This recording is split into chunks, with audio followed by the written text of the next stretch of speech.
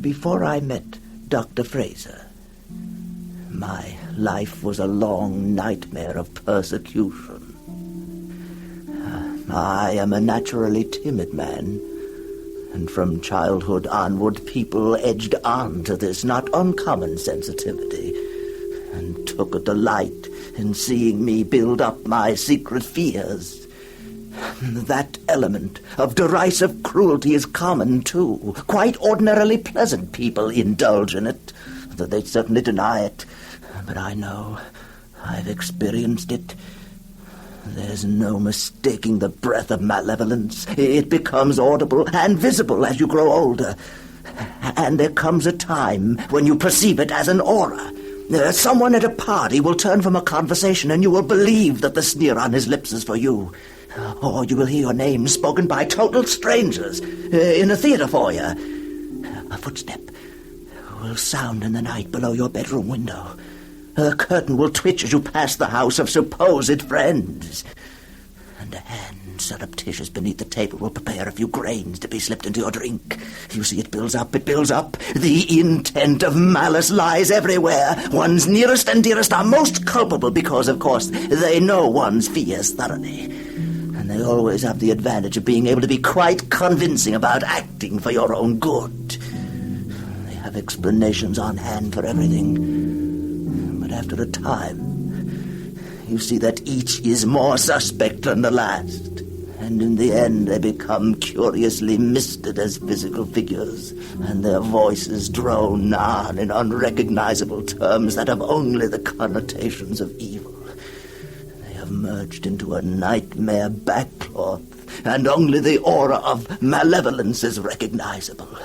Voices, shadows, sniggering laughter, pursuit. These are the elements of persecution.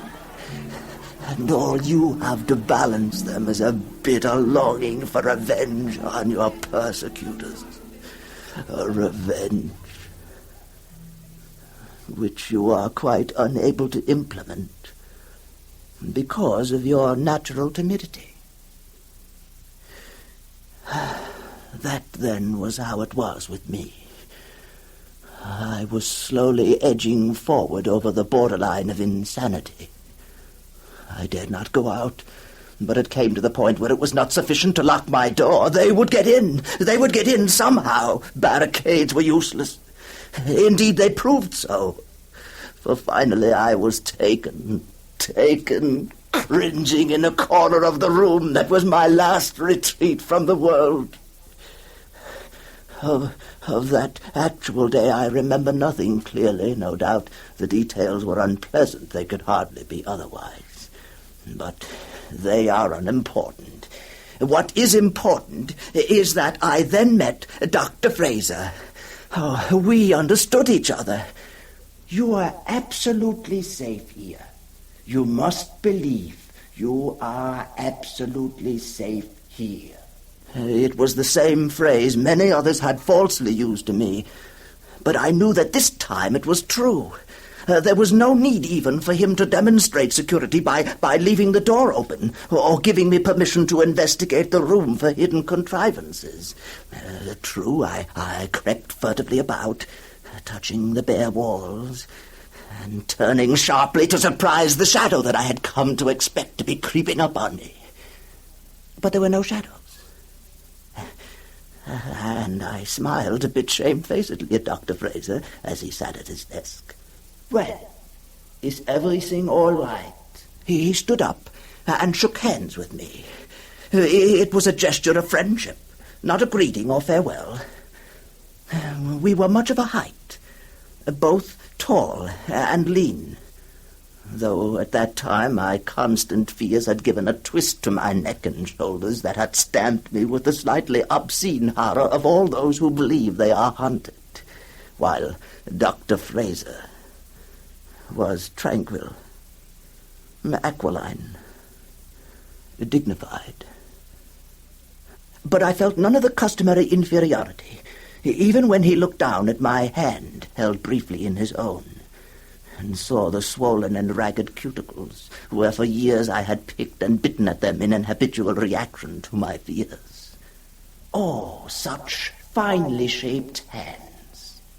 We must make them better. We must make them better. He was with me, you see. From the first, he understood all my difficulties. And although at that first meeting he didn't even begin the work of release, he gained my confidence. Of course, I had my own quarters in the home, and a very comfortable suite it was. And I was absolutely free to come and go as I wished, but I preferred not to go beyond the walls surrounding the grounds. For some time, I just wanted to enjoy my newfound safety. And in any case, it would have seemed ungrateful to want to go beyond the walls that contained the pleasant and extensive park, almost as if I wanted to escape from escape. As for the cure, I can tell you little of that. Every morning, Dr. Fraser and I used to talk. That was the heart of it. I would tell him things, almost whatever he asked, sometimes not. Then he would say, "Well, shall we enjoy a light sleep? Come, we'll enjoy a light sleep. A light sleep." And after that, it would seem as if I told him what he wanted to know, even though I couldn't actually remember doing so.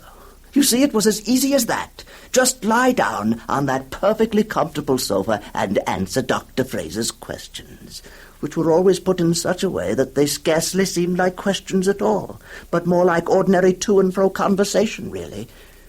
He never seemed to be prying. He was just interested, man to man.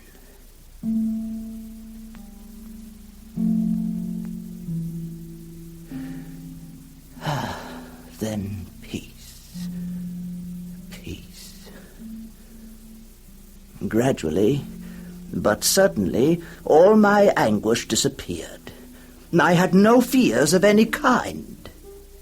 Well now, look at yourself in the glass.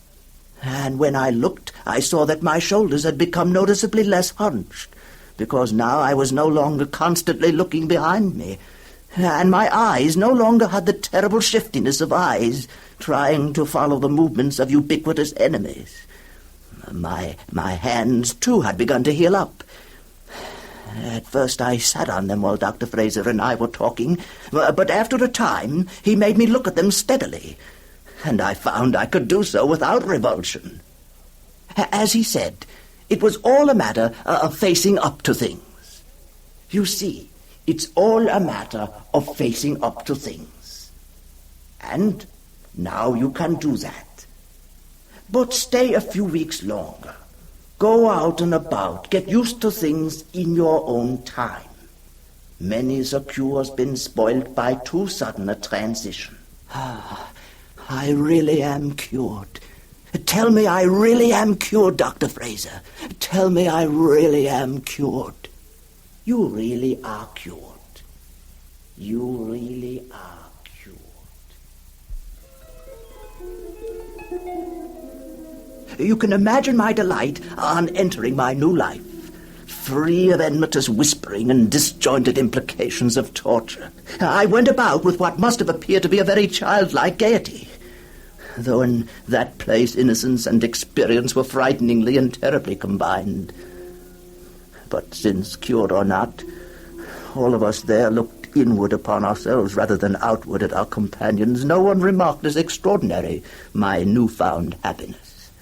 Happiness. I speak of it as that. And you would think that for one just released from the persecution of a world of enemies, able to seek love instead of enmity in people, there would be unlimited vistas of joy. But in my case, it was not like that. Indeed, no. The first time I realized this was on the third day after Dr. Fraser had given me my pass into a world free of enemies. I felt as I can only suppose any normal man would feel if he had just recovered from a long illness and been granted a new lease on life.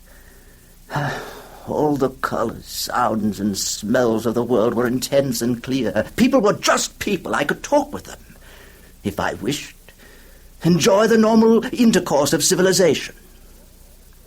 I walked down the hill to the village, faintly astonished by my newfound daring. I went straight into the public bar of an inn, reminding myself that before I met Dr. Fraser, nothing would have driven me into a room where people were gathered. I would have distorted them into vicious enemies, their derision misting the air and their secret laughter droning like voices heard in a sick sleep. In the pub, I nodded cheerfully, but not too deliberately, to the company, and ordered a ginger beer shandy. The buzz of conversation stopped for a moment. I crossed one ankle over the other and leaned against the bar. My drink came, and as I paid, I heard a man who was sitting at one of the small tables say to his woman companion, "He may be skinny, but he's a devil for strong drink." It was an unfunny remark, and meant only to impress the woman. I accepted it as such. There wasn't a flicker of resentment in me, even when I heard the woman sniggering. And no resentment, no horror. I had been momentarily in the presence of real, not imagined derision, and it had left me unmoved, perhaps even a little disappointed.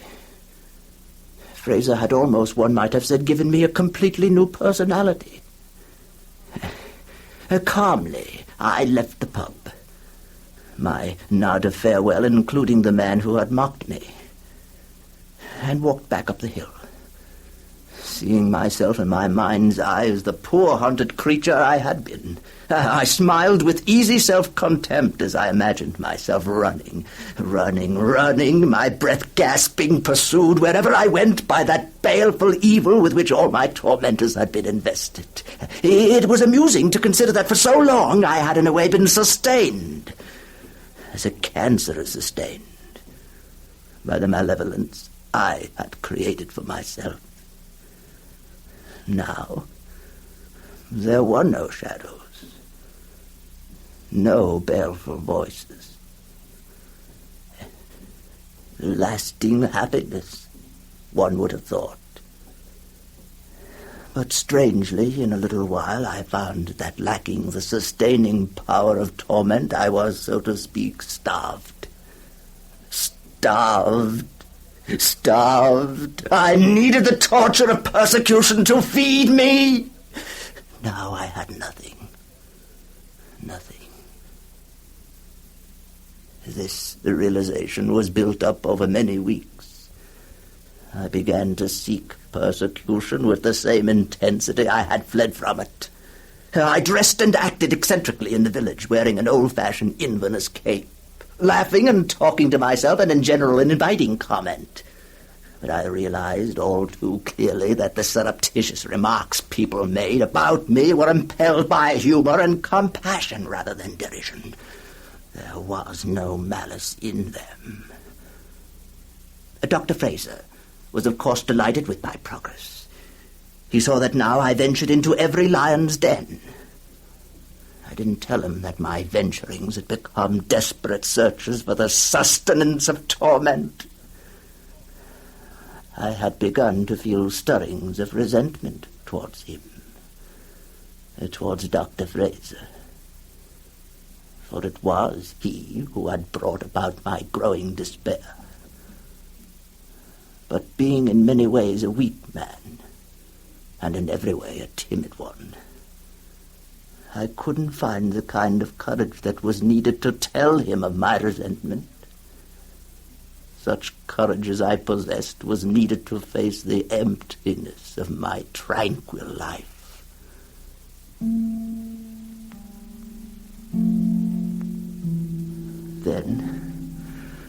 Then at the end of autumn,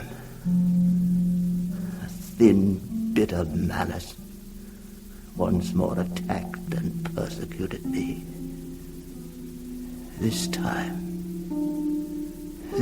it was in the form of a nightmare.